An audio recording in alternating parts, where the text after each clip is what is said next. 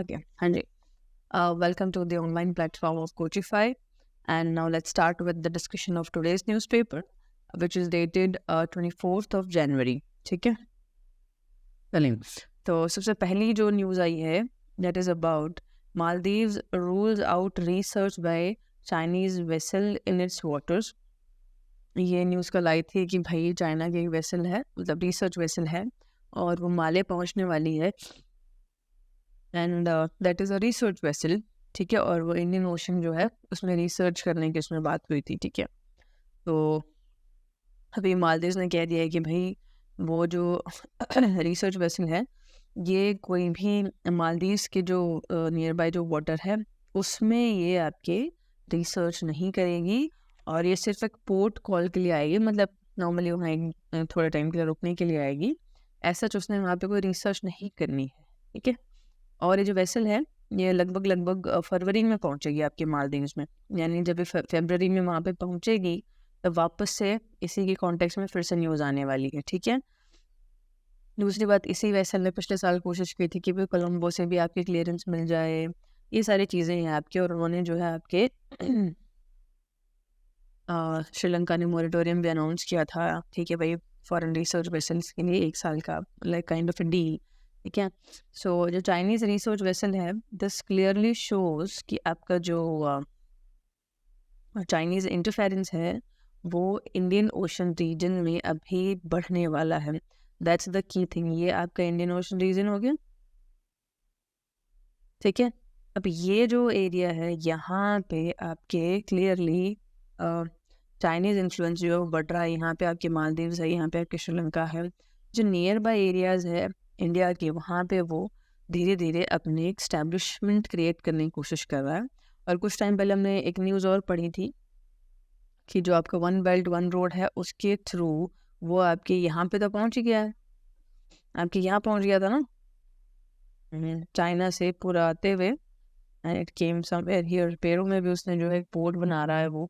तो देखा जाए तो ग्लोबली अगर चाइना है वो अपना एक स्टैब्लिशमेंट जो है उसको स्ट्रॉन्ग करने की कोशिश में है. ठीक है, हाँ, लेकिन अभी जो वेसल आ रही है वो मालदीव्स के आसपास जो पानी है, तो मालदीव्स के आसपास जो पानी है उसमें उन्होंने रिसर्च नहीं करनी है. और इंडिया और मालदीव्स ऑलरेडी आपके न्यूज़ में थे ही, वो पूरी की पूरी स्टोरी हुई थी लक्षद्वीप वाली, ये लक्षद्वीप में टूरिज्म होना चाहिए, तो फिर मालदीव्स वाले भड़क गए थे एंड ऑल दैट. अब इसमें जो आपके मालदीव्स की प्रेसिडेंट है मुइज़ू आप बोल सकते हो, ये आपके पिछले साल इलेक्ट हुए सितंबर 2023 में. ठीक है, और इन्होंने रिसेंटली बोला है कि आपके जो है वो इंडियन जो ट्रूप्स हैं उनको आपके मालदीव से विड्रॉ कर लिया जाए. तो थोड़े से स्ट्रेन रिलेशंस अभी चल रहे हैं. ठीक है, second news is post Thomas Bharat Ratna for Bihar x CM Karpoori Thakur. ठीक है, सो अभी रिसेंटली आपके जो प्रेसिडेंट हैं उन्होंने अनाउंस किया है कि बिहार के जो एक्स चीफ मिनिस्टर हैं आफ्टर हिज डेथ उनको भारत रत्न अवार्ड दिया जाएगा, which is the highest civilian award of India. ठीक है, and he has worked for the quality and social justice.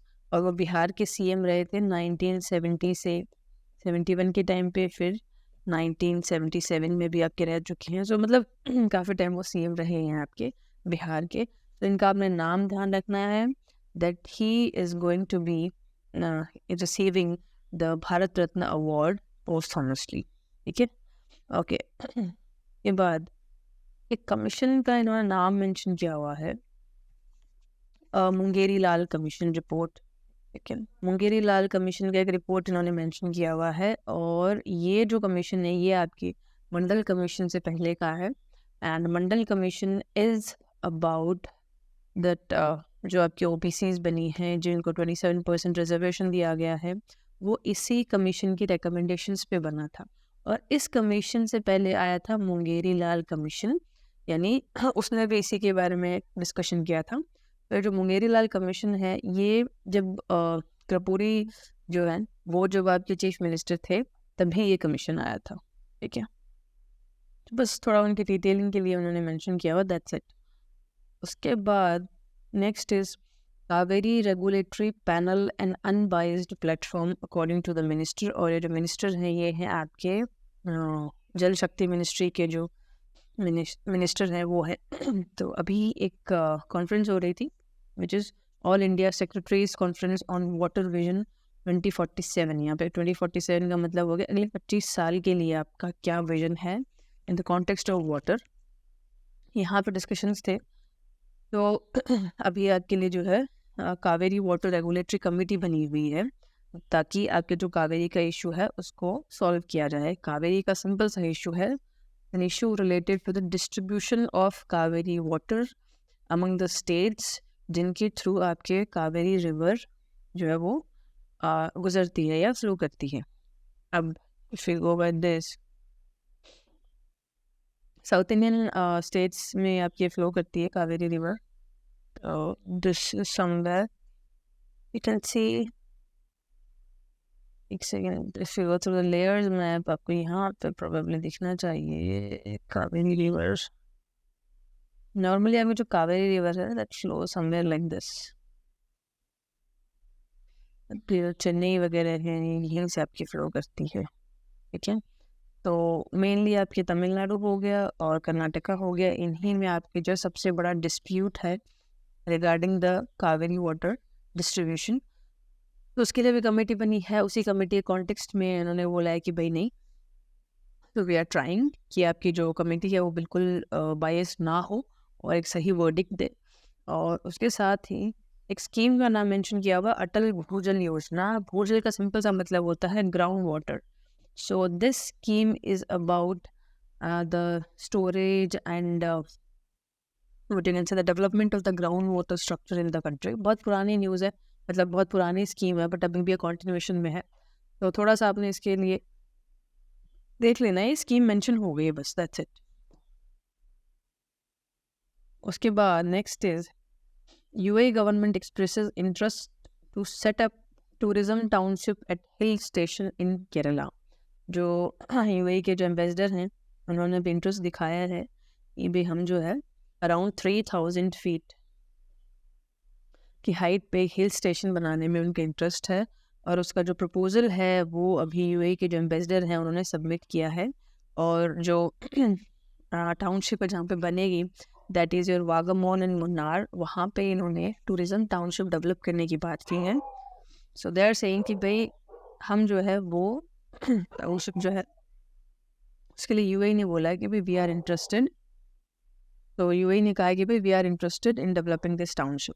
अच्छा, तो उन्होंने बस अपना इंटरेस्ट शो किया है। सो विल सी नेक्स्ट क्या होता है। Right to establish minority institution based on statute. This news is in the context of Aligarh Muslim University. अभी न्यूज़ में ही है कि इसको माइनॉरिटी इंस्टीट्यूशन ही रहने देना है या इट इज़ सेंट्रल यूनिवर्सिटी। तो नॉर्मली कॉन्स्टिट्यूशन में अगर आप देखेंगे तो अंडर आर्टिकल 30, ठीक है, आर्टिकल जो 30 है आपका कॉन्स्टिट्यूशन का, विच सेज कि जो माइनॉरिटी कम्युनिटीज़ उनके पास राइट है अपना इंस्टीट्यूशन स्टैब्लिश करने का। लेकिन एक केस हुआ था 1967 के आसपास, उस केस ने कहा कि नहीं, ये केस आपने ध्यान रखना है, अजीज़ बादशाह वर्सेस यूनियन ऑफ इंडिया। इसमें ये हो गया कि वो जो है वो एक सेंट्रल यूनिवर्सिटी है, माइनॉरिटी इंस्टीट्यूशन नहीं है, ठीक है, उसमें ये वर्डिंग दिया गया था। बट रिसेंटली सुप्रीम कोर्ट ने कहा है कि नहीं, that is a minority institution. भले ही वो उसका जो एडमिनिस्ट्रेशन है उसमें वो माइनॉरिटी कम्युनिटीज इतनी ना हो, बाकी कम्युनिटी के लोग भी हों, but this is going to be a minority institution.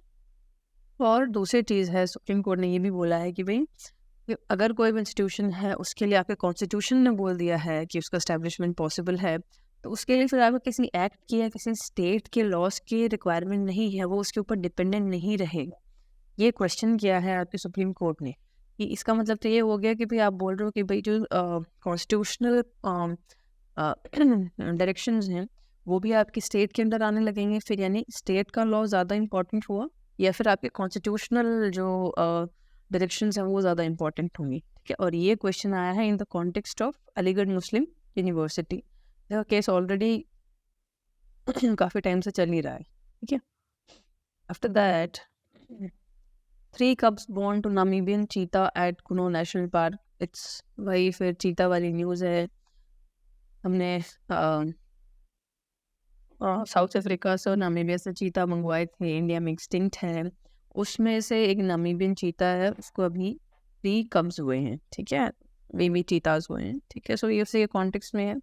तो this news is quite old, लेकिन ये कंटिन्यूएशन में है, तो आपने थोड़ा ध्यान रखना है. और कुनो नेशनल पार्क जो है वो आपके एमपी में है. ठीक है, after that next is okay 22 Vaibhav fellows to build long term research synergy. एक स्कीम है जिसका नाम है वैभव स्कीम.